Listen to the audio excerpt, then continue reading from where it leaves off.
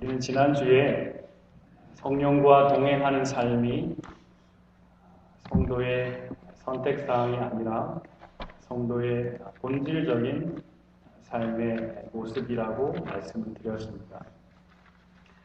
성령을 받는 것은 성도의 사명입니다. 같이 한번 저를 따라 해보시겠어요? 성령을 받는 것은 성도의 사명입니다. 성도의 사명입니다.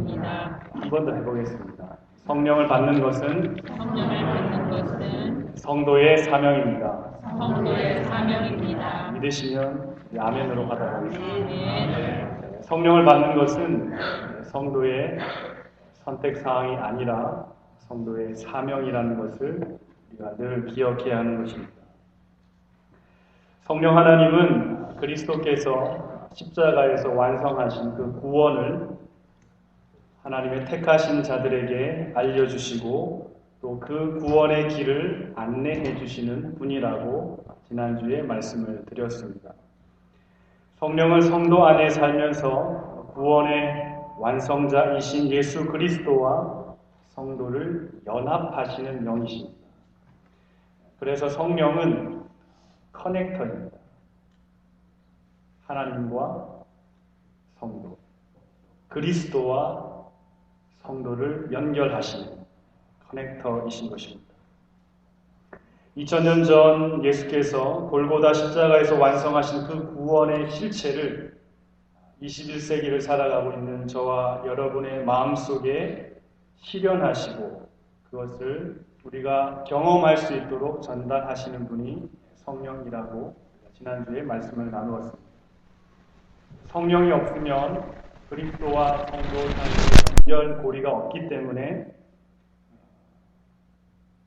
예수님과 성도가 소통할 수 없고 또 관계를 맺을 수가 없는 것입니다. 그렇다면 오늘 저희가 함께 보고자 하는 것은 성령은 어떻게 그리스도와 성도를 연결하시는가? 성령께서 성도들의 마음속에 역사하실 때에 어떠한 일들이 성도들의 마음속에 일어나는가에 대해서 말씀을 나누어 보고자 합니다. 그래서 오늘 본문 말씀은 그리스도 안에 있는 구원이 어떻게 죄인의 상태에 있는 택자들에게 적용되는가 라는 질문을 가지고 예수와 성도를 연결하시는 성령의 사역을 함께 보고자 합니다. 오늘 본문 말씀 37절을 보면 이렇게 말씀합니다. 그들이 이 말을 들었다라고 말씀합니다. 즉 성령은 택자들로 하여금 복음을 듣게 하십니다. 이 말씀에서 그들은 누구이죠? 오늘 이 말씀을 듣고 있는 그들은 베드로의 설교를 들었던 무리들입니다. 이 무리들은 사실 오순절이라고 하는 유대인의 명절을 지키기 위해서 각처에서 예루살렘으로 몰려들었던 신실하면서도 경건한 유대인들이었습니다. 이 유대인들은 자신의 명절을 지키기 위해서 왔는데 예루살렘에 와 보니까 자신들이 기대하던 것과는 전혀 다른 어떤 새로운 곳을 듣고 보게 되었습니다. 예루살렘에서 성령의 충만을 받았던 120명의 제자들의 그 성령 충만한 기도의 소리를 듣게 되었고 그 기도의 모습에 그들의 어떤 마음이 빼앗겨서 보고 있을 때에 베드로가 나와서 설교를 하기 시작했습니다.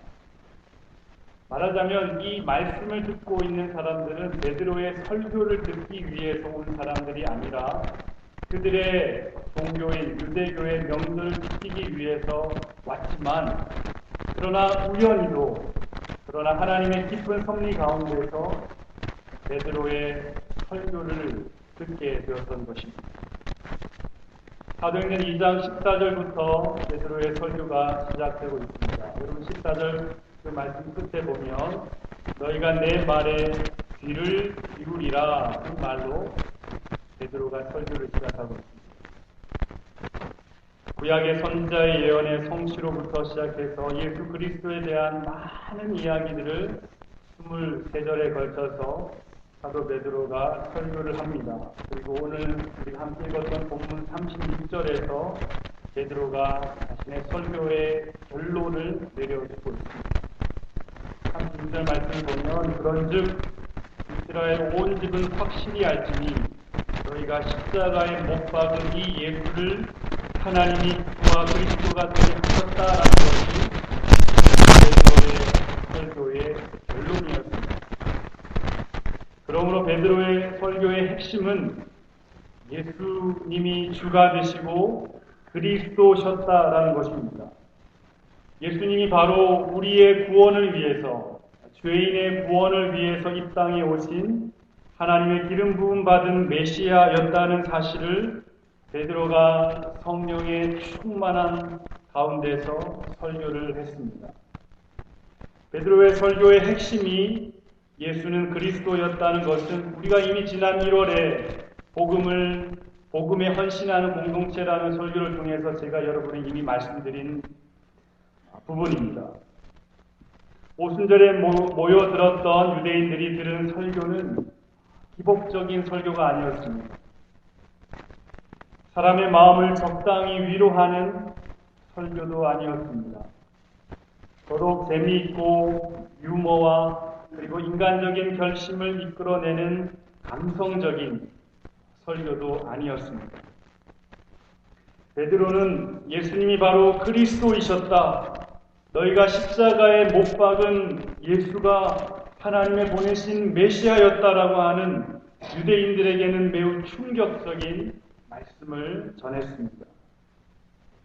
요즘 젊은 사람들의 표현으로 하면 베드로의 설교는 유대인들에게 마치 돌직구와 같은 충격으로 느껴질 만큼 강한 설교였습니다. 오순절 명절을 지키기 위해서, 수학의 기쁨을 하나님께 드리기 위해서, 축제를 즐기기 위해서 예루살렘에 모여들었던 유대인들을 향하여 너희가 죄인이라, 너희가 죽인 예수가 우리가 그토록 기다렸던 하나님의 메시아였다는 메시지가 베드로의 입술을 통하여 유대인들에게 증거되었던 것입니다. 완전히 분위기를 깨는 설교였죠. 이 기쁨의 잔치가 펼쳐지는 곳에 너희가 죄인이라는 메시지가 얼마나 어울리겠습니까? 전혀 그 분위기와 어울리지 않는 메시지가 베드로의 입술을 통해서 증거되었던 것입니다. 그런데 너무나도 놀라운 것은 이 원색적인 복음, 사람들이 듣기 싫어할 것 같고 사람의 죄를 지적하고 별로 재미도 없고 예화도 없고 유머도 없는 이 십자가 예수에 관한 복음을 베드로가 증거했을 때에 사람들의 마음이 찔림을 받았다고 성경이 말씀합니다. 여러분 37절 보면 이렇게 말씀하죠. 그들이 이 말을 듣고 마음에 찔림을 받았다라고 말씀합니다. 영어 성경에 더 직접적으로 표현하죠. 그들이 마음에 찔림을 받았다. 그래서 성령은 죄인으로 하여금 복음을 먼저 듣게 하시고 그 다음 두 번째로 이 복음이라고 하는 칼로 죄인의 마음을 찌르시는 것입니다. 이 복음의 말씀이 그 말을 듣는 사람의 마음을 한마디로 말하면 잘라버린 것입니다. 신약 성경 헬라어에 보면 그들의 마음이 관통되었다라고 표현하고 있습니다. 베드로가 증거한 그 십자가의 복음의 말씀이 축제를 즐기기 위해서, 기쁨의 잔치를 하기 위해서 모여들었던 유대인들의 마음을 뻥 뚫어버린 것입니다. 우리가 흔히 생각할 때 이 마음이라고 하는 것은 우리 어떤 감정을 느끼는 부분이라고 생각할 수 있지만 히브리 사람들이, 유대인들이 생각했던 마음은 우리가 생각하는 것보다 훨씬 더 많은 개념을 가지고 있습니다. 유대인들에게 있어서 마음은 그 마음 안에 지적인 능력을 할 수 있는 영역이 있고 감정적인 것을 경험할 수 있는 곳이 있고 의지적인 영역이 있고 더 나아가서 하나님이 우리 안에 거하실 수 있는 영적 좌소가 마음에 있다고 믿었습니다. 그래서 마음에 찔림을 받았다, 마음이 관통되었다라고 하는 것은 그저 단순하게 우리 마음에 적당하게 감동을 받았다, 베드로의 설교 참 감동적이었어 라는 수준이 아니라 베드로의 입술을 통해서 증거된 그 복음의 말씀이 유대인들의 마음을 찔렀다라고 하는 것은 사람의 가장 중요한 본질, 그들이 가지고 있는 생각과 그들의 감정과 그들의 의지와 더 나아가서 그들의 중심에 가지고 있는 영적인 부분까지 그 마음을 찔러버린 것입니다. 베드로의 설교는 사람의 가장 중요한 그 영적이면서도 인격의 요소를 다 가지고 있는 지정의와 그때 영혼까지 복음의 메시지에 의해서 관통되었고 그들의 마음이 달라져 버렸습니다. 얼마나 그들이 고통스럽고 그리고 얼마나 많은 불안을 느꼈습니다. 이것을 우리가 좀 더 세밀하게 살펴볼 필요가 있습니다. 하나님의 말씀, 살아있는 복음의 메시지는 아주 예리한 칼이라고 성경이 우리에게 말씀합니다. 그래서 4장 12절 말씀에 이런 말씀이 있습니다. 하나님의 말씀은 살아있고 탄력이 있고 좌우의 날선 어떤 검보다도 예리하여 숨과 영과 관절과 골수를 찔러 쪼개기까지 하고 또 마음의 생각과 뜻을 판단하신다. 하나님의 말씀은 살아있을 뿐만 아니라 활력이 있어 우리의 마음속 깊은 곳을 감찰하시고 우리의 마음을 찌르신다라고 말씀합니다.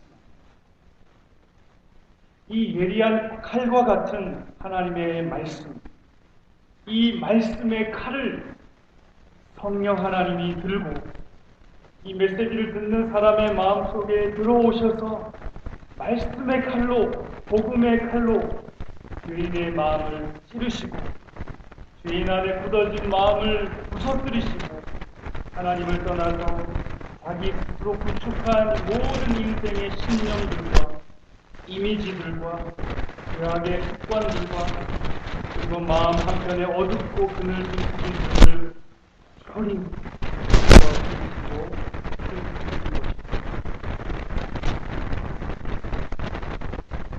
고린도서 10장 4절과 5절 말씀을 보면 우리의 마음속에 무엇이 있는가를 말씀해주고 있습니다. 고린도서 10장 말씀을 보면 이렇게 말씀합니다. 우리의 싸우는 경기는 육체에 속한 것이 아니고 하나님 앞에서 견고한 진을 파하는 강력이라. 모든 이론을 파하며 하나님 아는 것을 대적하여 높아진 것을 다 파하고 모든 생각을 사로잡아 그리스도에게 복종케 한다라고 말씀합니다.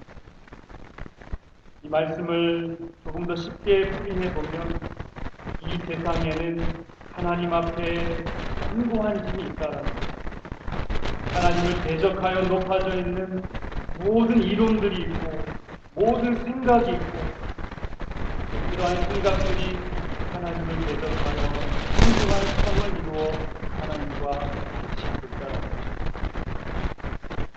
그러나 이와 같은 견고한 힘은 세상의 존재할 뿐만 아니라 죄인의 마음속에 심지어 성도의 마음속에도 이 견고한 힘이 마음에 자리 잡고 있습니다. 죄인의 마음속에는 견고하게 눈을 치고 있는 신념이 있습니다. 하나님을 대적하여 높이 쌓아오는 모든 이론과 생각들이 죄인의 마음속에 자리 잡고 있습니다. 말씀을 우리에게 말씀하고 있습니다. 그러나 너무나도 고통스러운 것은 이 죄인의 마음속에 있는 견고한 힘 안에 세상의 영이 나고 있어요. 죄인이 그렇지만 똥이 있는 곳에 파리가 모여있을 것입니다. 죄인의 마음속에 해결되지 못한 상처와 미움, 우상을 섬기는 마음, 정욕과 욕심, 하나님 앞에 순종하지 않는 교만함이 있는 곳에 사단이 찾아와 분명하게 우리의 그 마음과 결합합니다. 그리고 사단은 이 견고한 진이 더욱더 견고해지도록 죄인의 생각을 기만하고 때로는 이 견고한 진을 정당하다고 우리는 비추고 때로는 이 견고한 진이 아름답다고 우리는 비춥니다. 하나님을 대적하는 높은 진, 견고한 진, 하나님의 은혜를 받지 못하게 하고 하나님의 은혜를 거부하는 그 힘을 만들어내는 우리의 마음속 깊은 곳에 견고한 진이 있다는 것입니다. 우리의 마음속에 있는 이 견고한 진이 부서지지 않으면 하나님의 은혜를 받을 수가 없는 것입니다. 그래서 성령은 하나님의 말씀이라고 하는 이 칼로 역사하는 것입니다. 하나님의 말씀은 죄인 안에 있는 이 견고한 진을 깨뜨리시는 강력한 칼이고 이 말씀의 칼을 휘두르시고 사용하시는 분은 성령 하나님이시기 때문에 말씀 없는 성령이 역사할 수 없고 성령 없는 말씀의 회심과 변화가 일어날 수 없는 것입니다. 이렇게 오순절 예루살렘에 모여든 사람들에게 베드로가 전한 그 복음의 말씀을 들었던 많은 사람들이 큰 찔림을 받았습니다. 이 찔림은 성령이 휘두른 말씀의 칼에 의해서 찔림을 받았고 그리고 특별하게 견고하게 쌓아 올려졌던 그들의 힘이 무너졌던 것입니다. 예수는 우리의 메시아가 될 수 없다라고 하는 그 예수를 죽였던 그 일이 우리에게는 정당했다라고 했던 그들의 자신과 이런 모든 생각들을 강력해서 베드로의 설교를 통해서 유대인들의 마음속에 있던 그 분노를 흩뜨리시고 사랑하는 성도 여러분, 우리 안에 성령이 역사하실 때 먼저 우리가 경험하는 것은 우리의 마음이 무척 외로워지는 것입니다. 우리 안에 있는 이 견고한 진이 흔들리는 경험을 하게 됩니다. 내가 그동안 기대어 살아왔던 나의 과거가 무너진 경험을 성령이 하게 하신다는 것입니다. 우리의 마음에 영적인 대지진이 일어나는 경험을 하게 되는 것입니다. 성령은 복음을 듣는 사람들의 마음속에 큰 영적 위기를 느끼게 하시는 것입니다. 이러한 영적 위기감 속에서 그들의 입에서 나온 고백이 무엇이었습니까? 우리가 어떻게 해야 합니까? 우리가 어떻게 해야 이 영적 위기에서 구원을 받을 수 있습니까? 이와 같은 질문은 마음이 무너진 자의 경험입니다. 그들 마음속에 견고한 진이 무너지고 있는 자의 고백입니다. 우리가 어떻게 해야 합니까? 이 질문은 영적으로 매우 각성되어 있는 상태에서 성령께서 새롭게 하시는 영으로 말씀과 함께 임하실 수 있는 그 마음이 준비되고 있는 사람의 고백입니다. 먼저 우리 안에 이러한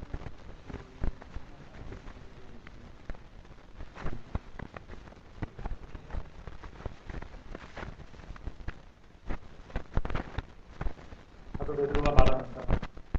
8절에 너희가 회개하고 죄사함을 위한 세례를 예수 이름으로 받으라.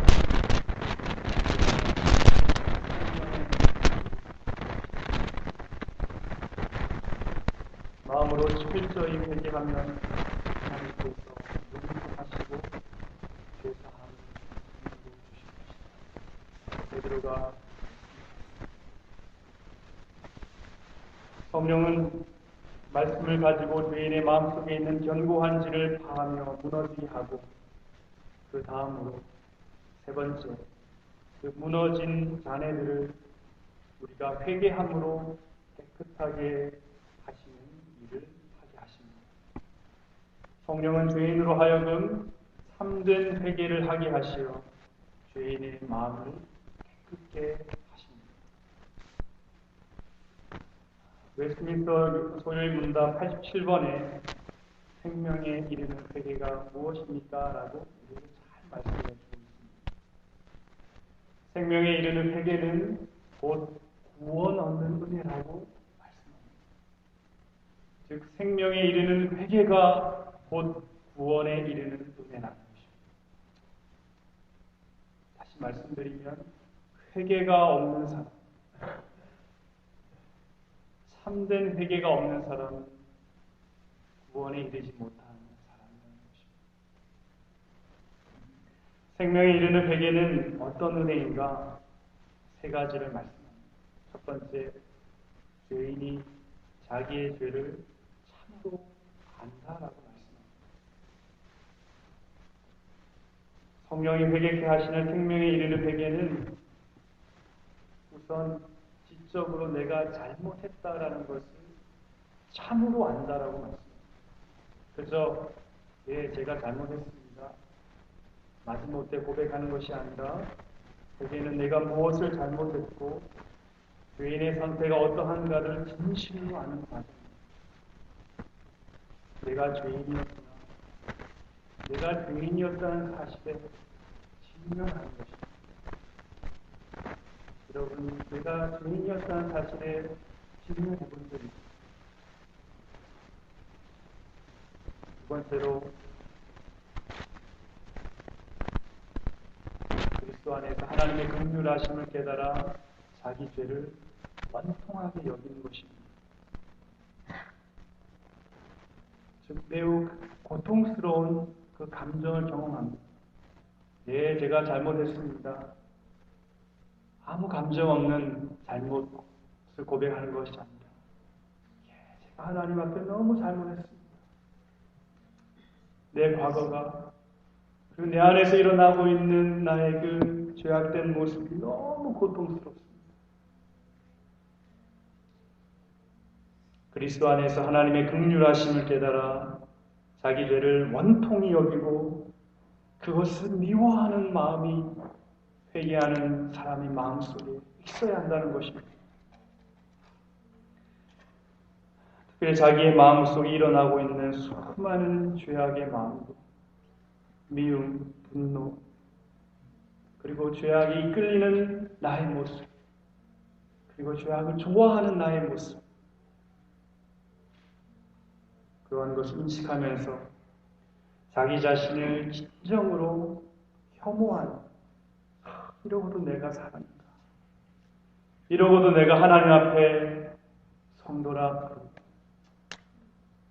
불려질 수 있는 사람인가? 그러한 애통하는 마음, 원통하는 마음, 회개하는 사람들의 마음에 성령이 주신다는 것입니다.